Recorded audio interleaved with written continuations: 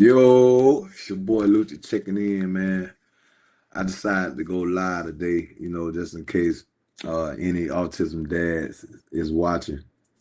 You can call in, man, and holler at your boy a little bit. While I'm vibing and talking about what I'm gonna be talking about today. But thank y'all for tuning in. The ones who is tuning in, the ones who gonna catch it later, man. Stay in the Game podcast for autism dads, and it's just a reminder to stay in the game. Things do get tough. It get tough as a father, regardless. But when you're dealing with autism, it's a little tougher because it's a mental thing, physical thing. It's just all the time is on your brain, and trying to fix something that you might can't fix as a father is hard to deal with. So creating this space for a safe space for us fathers to come talk and give our experiences, give our strength, give our weaknesses, or whatever the case may be. Give it, because there's some people out here that need it. So if anybody watching, man, you want to call in while I'm on, I'm gonna drop the number. I'm gonna drop the number right here where you can call in at.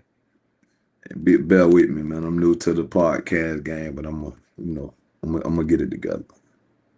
I'm gonna get it together. Let me see where I'm going.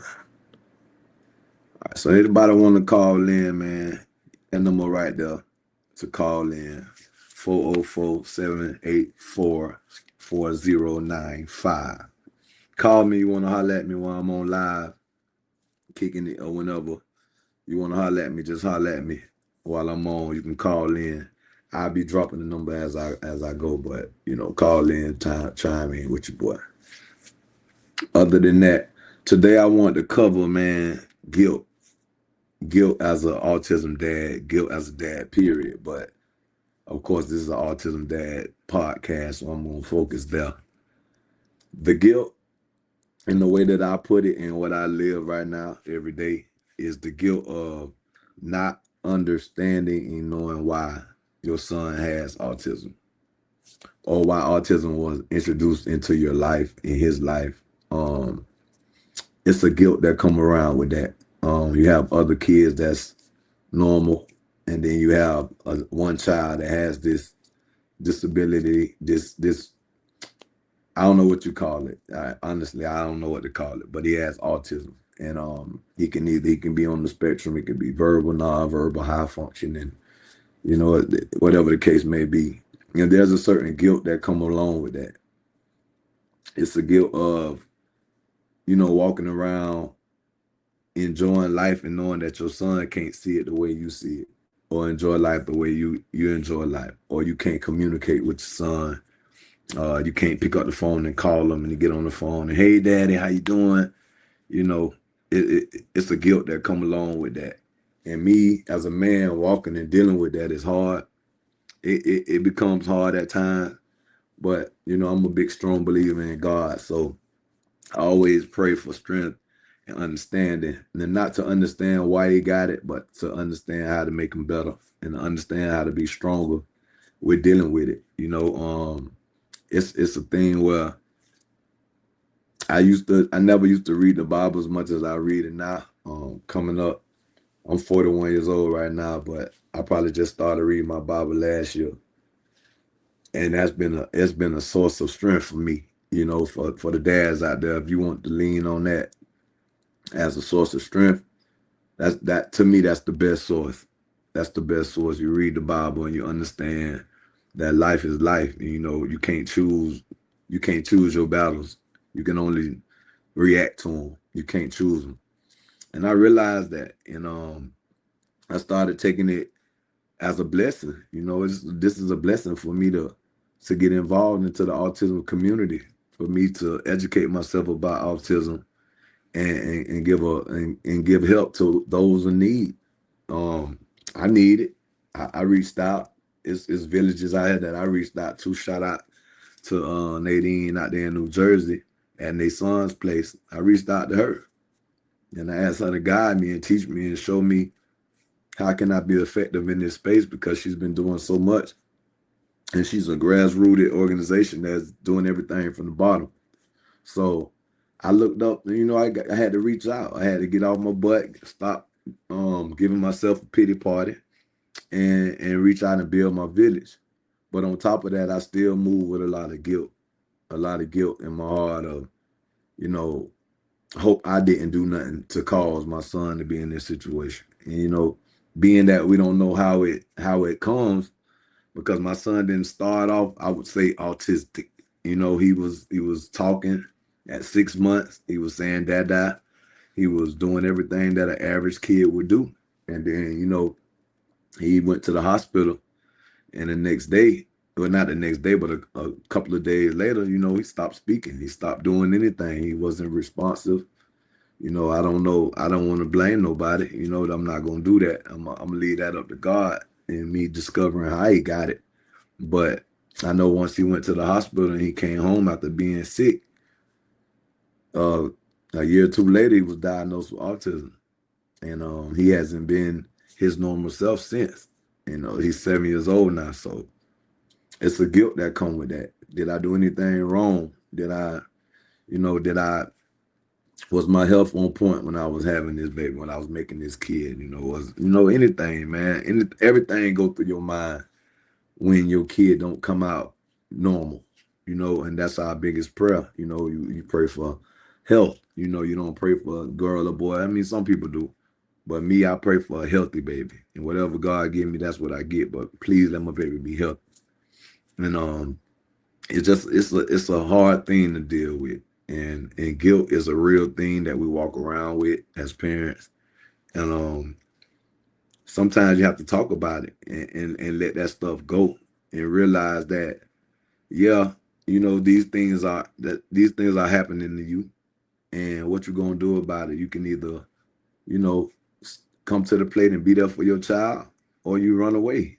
And that's the object of this podcast, is staying in the game. So that's not an option. Running away is not an option. It's a responsibility. You have a kid, you lay down with someone, and you have a kid. That's your responsibility to take care of. Just like it was your parents' responsibility to take care of you, or somebody took care of you. You didn't take care of yourself. Babies can't take care of themselves. Kids can't take care of themselves. So, it's our job and our duty to be there, no matter how hard it is. No matter what cards God deal to us, we gotta play the card. We gotta play the hand. Period. I mean, there's no quitting. So me, I'm gonna drop that number one more time for y'all. If somebody is watching, I can't tell if people watching or not. But let me drop that number one more time. So yeah, it's been a thing to me to where leaning on God, having a strong support system, having faith that my son will talk, my son will play football one day, my son will live a normal life like everybody else. That's my faith. That's my faith. And then I choose to love him, to heal him. Since I can't figure out how to heal him, since I can't figure out how to get him to talk, or can't figure out certain things with his comprehension level, I just love on him harder and harder and harder, much as I can. I just keep loving on him. I tell him I love him all the time, every day, all day. I kiss on him all day, every day. I hug on him all day. So one thing I do know he loves. You know, that's our communication. That's the way I can communicate with him, by hugging on him and kissing and loving on him. Because that's my baby, that's my son. And who's gonna love on him more than me? Nobody. I'm not gonna let nobody love on him more than me. So, and I feel like love heals. Love heals all things. You know, God's love for us is the reason why he forgive us and send his son to die for our sins. It's love. So I love loving on my son, until he crossed these barriers that we need to cross. Because we're gonna cross them. I got faith in that. So Autism Dads, we got some great things coming up this year, 2026, that we're doing for the autism community. We're doing a lot of things, a lot of giving back also, and a lot of celebration, a lot of pats on the back for the guys that's in the paint and doing what they're supposed to do in the game. Just like they give out awards in football and basketball. You got your MVPs, you got your best players of the week, and you got all that kind of stuff. And there's nothing wrong with honoring fathers that's doing the right thing, even though it's your responsibility, and you supposed to do the right thing. But there's nothing wrong with honoring that as well, because we see so many guys that's not doing the right thing, and we quick to say something about that. So why we can't be quick to say something about the guys that's doing a good thing?